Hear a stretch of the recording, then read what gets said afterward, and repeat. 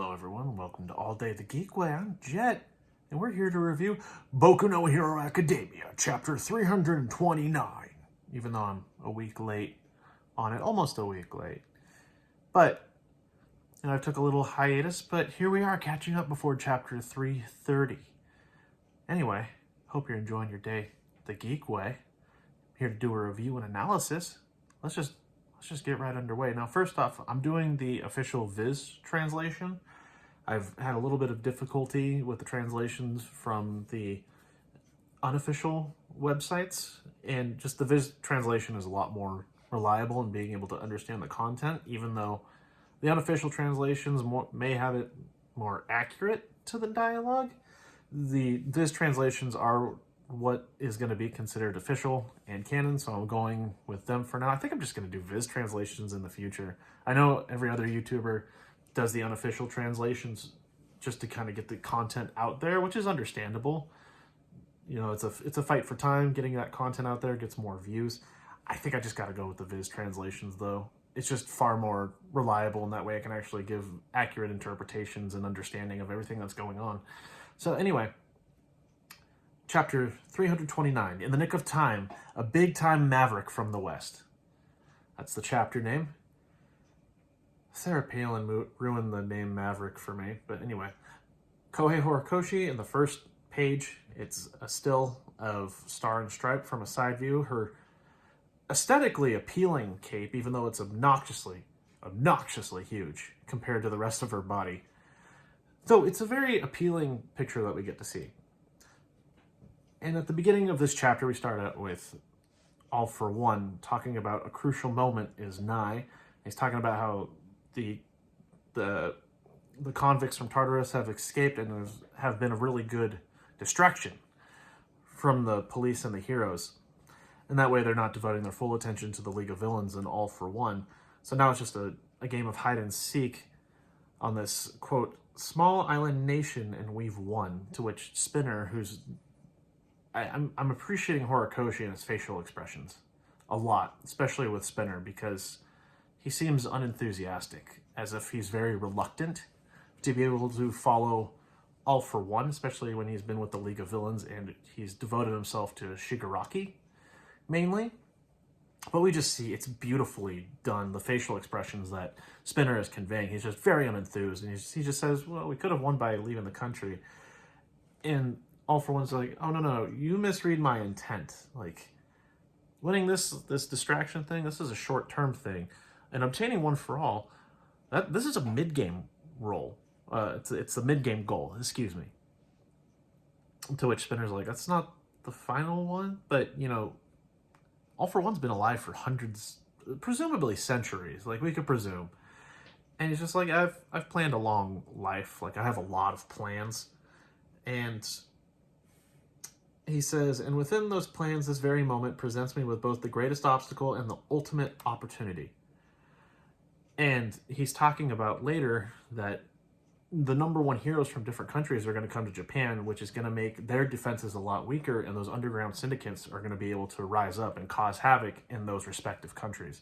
He says, I have heaps of friends all around the globe. All Might may have eradicated organized crime here in Japan, which he didn't, because All for One still existed, but he suppressed it. But other nations are a different story.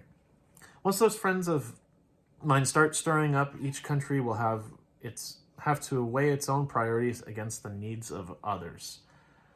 And he's just like, and Spinner says, okay, what's the obstacle? What's the opportunity?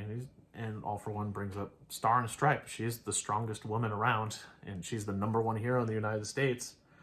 And if I could get a hold of her quirk, like this is a gamble, but she will prove far more than a mere nuisance, excuse me.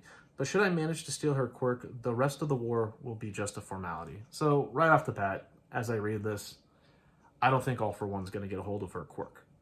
Even though the ending may suggest that it's a possibility, but I don't think it'll happen, considering that the villains are very triumphant at the moment, and the heroes need some form of, not so much optimism, but they need a good thing coming to them. Now, I'd imagine she has a pretty powerful quirk, considering that All for One wants it. I'm very much looking forward to seeing what's presented with this quirk.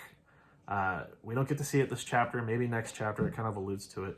But also, I want to go back to All for One talking about getting One for All as a mid-game goal. So this can go either way of Horikoshi alluding to, yeah, since it's a mid-game goal, he will get One for All. Maybe. This is purely speculation. This could be completely incorrect, and maybe Horikoshi will subvert my expectations. Though what I'm theorizing at the moment, I don't think he's going to get All for One from Deku. Not unless he does, and then Deku actually has this crazy quirk that he got from his dad and his mom. His quirk just unlocked really late, and blah, blah, blah, yada, yada, yada. I actually hope he sticks with Deku being quirkless. But I was thinking of the possibility of All for One obtaining One for All from All Might. Granted, as far as I've researched, I think he still has at least vestiges of One for All. I don't know if he completely passed the quirk down. I need to double check that. Though he can still transform his body, even if temporarily for comedic purposes. But he can also still... He has his vestige within that One for All realm that Deku can go into to talk to the former users of One for All. Is there a possibility that All for One could get at least a small vestige of One for All from All Might? I don't know, maybe. It's a possibility. It's something to be explored. Perhaps, I know there's going to be a... no one comments on my videos, but there's probably going to be that one person be like, no, he passed it on completely. But I don't know. There's the realm of possibility they didn't pass it on completely. So, again, I think he could potentially get it from All Might. Anyway, going back, All for One wants to get Star and Stripes quirk, and he says the rest of the war will be just a formality. Now, we can't just... this is my opinion. I don't think we could just have a formality war. Not unless Deku and all the other heroes just get like this giant power boost. But I think having Star and Stripe on the battlefield will more balance the current society in Japan between villains and heroes. I hope so. We'll find out. Well, anyway, All for One's just like, well, unlike Toya and all the others in the League of Villains, you, Spinner, you've devoted yourself to me. And this middle frame that Horikoshi puts in, just Spinner is just unenthused. Like, he's doing this reluctantly. It makes me want to see more of Spinner and what he's going to do. This is very impressive. I love the faces that Horikoshi is able to convey. Just the amount of emotion without having to explicitly say, like, you're feeling reluctant. Anyway, in the days to come, you, Spinner, will support Tomura Shigaraki in his crusade and do justice to your name as one who spins this tale. You are a venerable nobody and a heteromorph. You have led a difficult life. A heteromorph being like a being that's mixed with something else. So he's human and lizard, I guess. I don't know if that's the right definition, but something like that. They're not monomorphic. You hear the ramblings already. So many out there sympathize with your cause from the shadows. And then we cut to where it's showing like a bunch of posters about the liberation or the paranormal liberation front being posted up there, with Spinner being the voice of a lot of the heteromorphic type of heroes, I guess. And it's a bunch of his followers. So remember, Spinner is lieutenant for the paranormal liberation front now. And a bunch of his surviving advisors are just like, oh yeah, like this is, the liberation front's been kind of burnt to cimbers, but Spinner looks good. Like he helps us burn bright. And they say, we of the Vanguard Action Support Regiment were assigned to fight under Spinner given who we are. The great skeptic outlasted his peers and now tell us that liberation is at hand. Oh, skeptic referring to the Liberation Army person whose codename is Skeptic. We are to eliminate what resistance remains and realize this revolution. Then we cut to Skeptic, and he's like, yeah, we need to muster the warrior. You know, I don't like the League of Villains. They rub me the wrong way, but, you know, they have a lot of influence.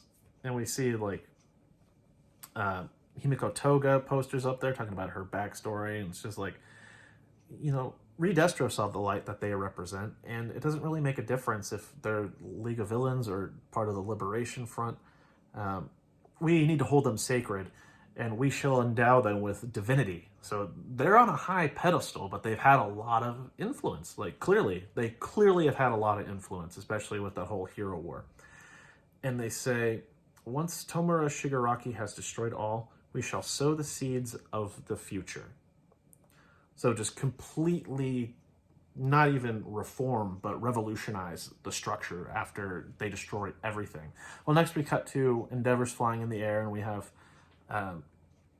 Hawks and Best Jeanist in the Hercules? Is that the Hercules? That's All Might's car? I don't know. This might be a different car. But it's Hawks on like a little pad. Hawks is faster than Endeavor, isn't he? When flying? I don't know. But they're talking about Star and Stripe, and they're like, oh, she's entering our airspace soon, and I'm really glad that she's our ally. It's super reassuring. So this kind of, like, this is the #2 hero in Japan. You got to think about, like, the #1 hero of the United States. She's got to be pretty powerful for all these heroes to recognize her as being a pretty big deal. I mean, it sounds like she worked under All Might. She does refer to him as her master. And Hawks asked, like, with this happening, because remember, she didn't get permission to go to Japan. She just said, I'm going. And Hawks asks, are they going to throw the book at her? You know, after all this. And Best Jeanist is just like, hey, her nature, and it sounds like she has a pretty, not reactionary nature. I don't want to say reactionary. That's not the right word, but she has a very impulsive nature. There we go. And Best Jeanist says, like, that might be our salvation. And then he also brings up, for quite some time now, I've wanted to chat with her about that treasured vintage denim from the Gold Rush. Forget Best Jeanist is, he loves his clothes. And then Sukeuchi chimes in over the radio and says, hey, everyone, are you listening? Like, to Endeavor and Hawks. And he says, report just came. Now, she's 50 kilometers ahead of the landing point. So she's not even in Japan airspace yet. She's almost there. But he's shown himself. And the person we see, well, we don't get to see him yet. We see the back of this person's hand, and he's covered up, and you see in the background, it's a bunch of jet fighters, and Star and Stripe is on the top of one of the jet fighters, but it's a hand with a hole in it. Now, at first, I was very confused about this. I forget that this is a shonen anime, and this isn't English literature, and I'm like, oh, is he like the villain version of Christ? But no, no, it's not that at all. We'll find out what that hole's for. But we learn it's Shigaraki. And Star and Stripe says, such a warm welcome before I've even arrived. You're that free to do as you please, mister? And we see a close-up of Shigaraki. This is beautiful, especially with that white hair juxtaposed with, like, the damage on his body and the black coat that he's wearing. He's like, and she says, are you the villain they call All for One?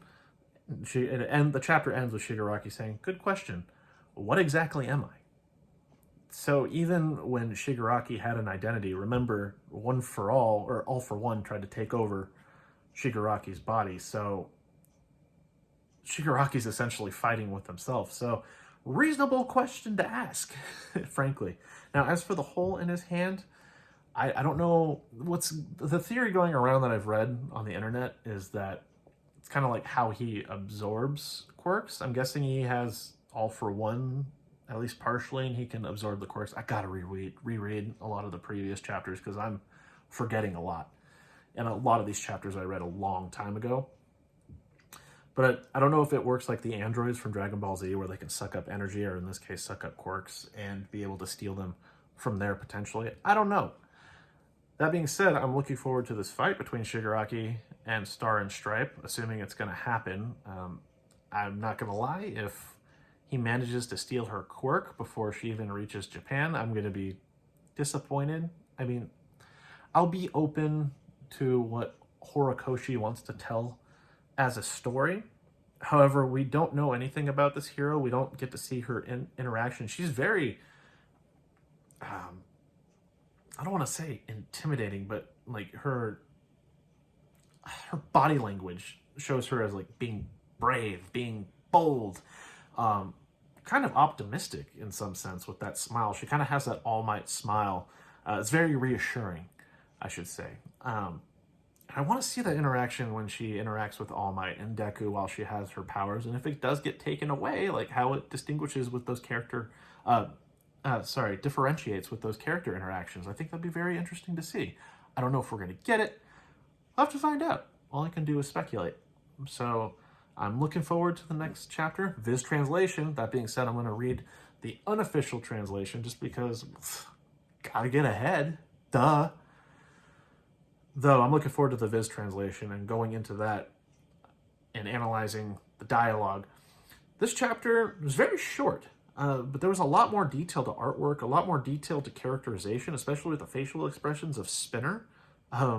I'm actually very excited to learn more about Spinner and his role that he's going to play within this arc. Is he gonna betray All for One for the sake of Shigaraki? Oh, I would love that.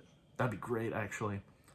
Because Spinner is not the strongest person in the League of Villains. That said, he's the most devoted to those around him from what we've seen. Especially with the My Villain Academia, he was devoted to Shigaraki and making sure that his plans were successful. And that Shigaraki could make it to the tower, take down Destro, all that stuff. So I'm looking forward to that. I'm still curious if All Might still has vestiges of One for All, which I think he does. He has to. Considering the previous chapter, he was able to access like the emotions that his vestige was feeling in that One for All realm. So I can only imagine that he still does. And could All for One steal it from All Might? Or is it completely gone? I'm very curious about that. But this all said, what do you think of this most recent chapter? Was it good? Was it bad? What do you want to see? Are you excited to see Star and Stripe in action? I am. I don't know anything about her. I know nothing about her other than she's the #1 hero in the United States.